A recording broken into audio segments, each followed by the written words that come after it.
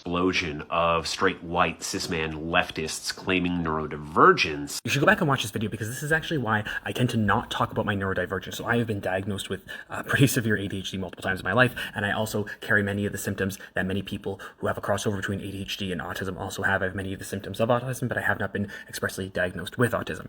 And the thing is, the reason that I am able to cope and live in the way that I do is because as a kid, I had the cis white male privilege, as well as the privilege of being from a middle-class family, upper middle-class family, that was able to get me the support that I needed, and I was able to cope appropriately. And when I was in school and with my writing disability, I was able to get a laptop. I was one of the first kids in my board to be implemented into the laptop program.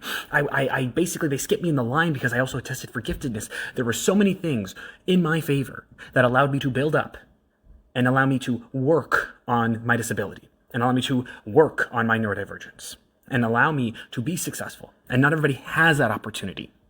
So it is disingenuous for me to frequently mention my neurodivergence in a form of solidarity, because my experience is not the typical experience. And I still like to give advice about ADHD. I still like to talk about it because it is my lived experience.